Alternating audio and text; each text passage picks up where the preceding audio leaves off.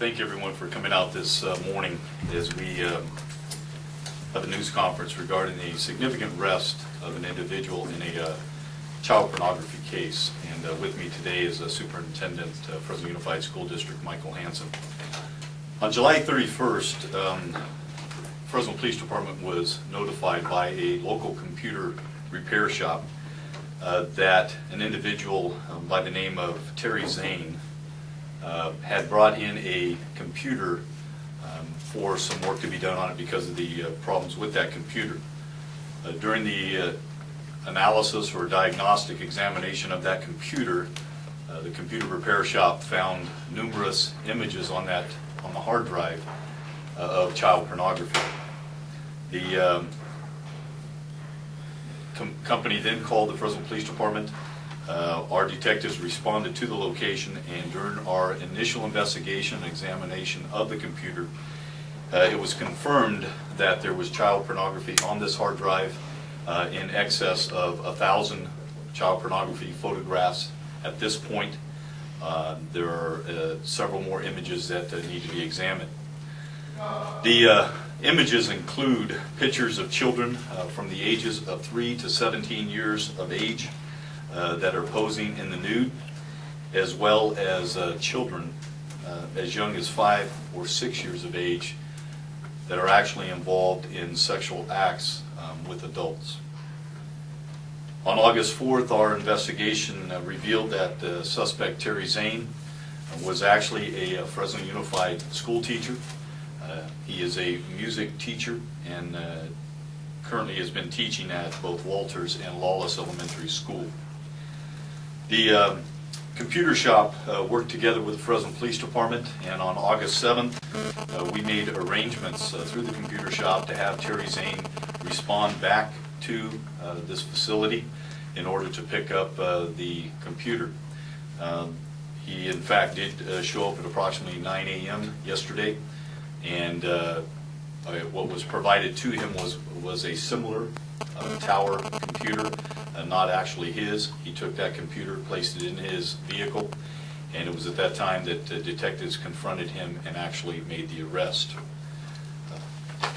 A search warrant was also obtained and served at Terry Zane's residence, the 6500 block of North Washon, and a search of the home revealed a second computer.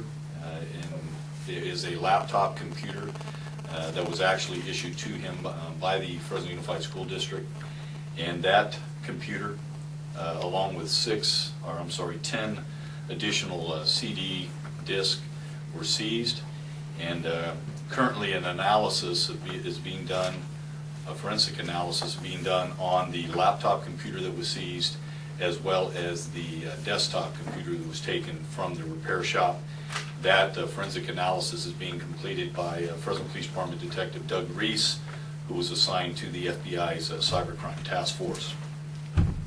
Mr. Zane was subsequently interviewed by our detectives, and he admitted that the computers in question are actually his, and that he is in fact responsible for the content of his computers.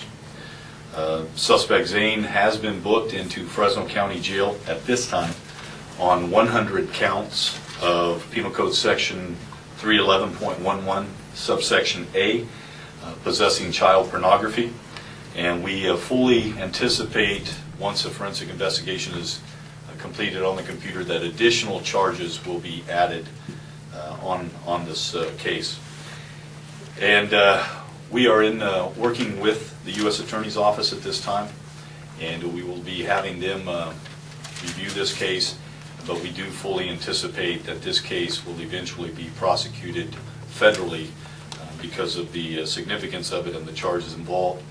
And we're asking that anyone out there that has any information regarding Mr. Zane, regarding any type of contact with children or any type of photography that was involved with Mr. Zane of children, that they would please contact Detective Gordon Huffenberger at 621-2437. And with that, I'd like to have Superintendent Hansen come up. Thank you, Chief Dyer. I'd like to start by thanking Chief Dyer and the Fresno PD for the outstanding work they've done in this case and continue to do for the work of for the citizens of our city, and in particular, such as this case, for the young people and the students in this city. In Fresno Unified, I'll start by saying we take charges such as this incredibly seriously, and for the Board of Education, our administrative staff, and our entire faculty and staff across the district, 7,000 to 10,000 full and part-time employees. We take charges like this very seriously, and our first and highest bit of work goes around keeping our students safe. And in this case, we are very fortunate that someone in the community found something, did the right thing, contacted law enforcement, because frankly there was very little we would have seen or been able to do absent that kind of community notification. At this point, there's nothing in our employees' file or in their past work history that would indicate there was anything of this nature going on, and so we are as I think stunned as perhaps the entire community would be. Again, thank you to Chief Dyer and his folks for the work they do.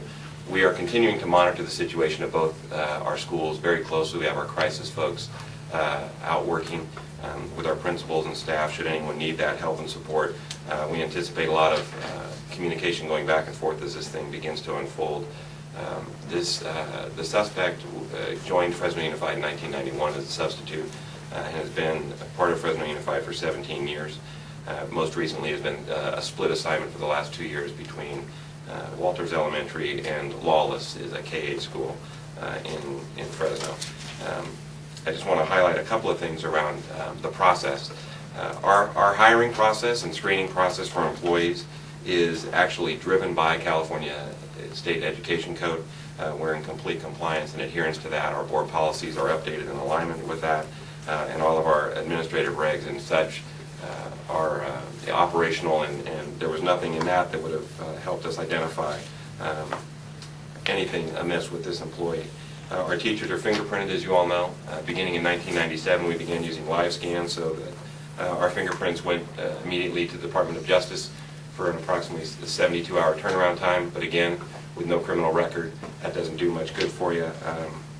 And so we're continuing to examine if there's anything we can do to strengthen our policies, practices, and procedures above what the California Ed Code outlines that may help us in such situations. We, at this point, have been drawing a blank. Currently, the teacher for us is on administrative leave pending the outcome of the investigation, and we will continue to work very closely with Chief Dyer and his staff throughout the investigation. Again, I'd just like to say a very personal thank you to Chief Dyer and law enforcement and to the folks in the community who stepped forward. I think this is a clear example where Board of Education, the superintendent, a principal, colleagues, even parents can't do things alone, and as long as we have human beings living here, there will be unfortunate cases such as this, and it's going to take I think, the kind of watchdog mentality of our community to continue to root folks out like this. So with that, Chief Dyer.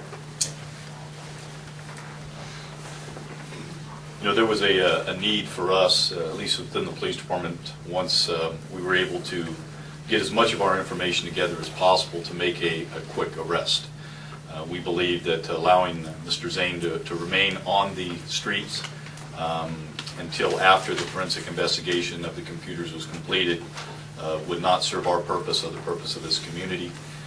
And so this will be an ongoing investigation, and we will hopefully over the next couple of weeks finish with our forensic analysis of the computer to determine actually how many of these images are on the computer. But this is one of those investigations I think is best described as sickening and shocking because of the content of what is on those computers. When you talk about children as young as 5 and 6 years of age having sexual acts with adults is simply shocking to investigators and to the community, but unfortunately that occurs. And to have this type of content on anyone's computer is illegal. And in this case, we want to make sure that there are no other additional acts that have occurred beyond this. And that will be what our investigation also entails.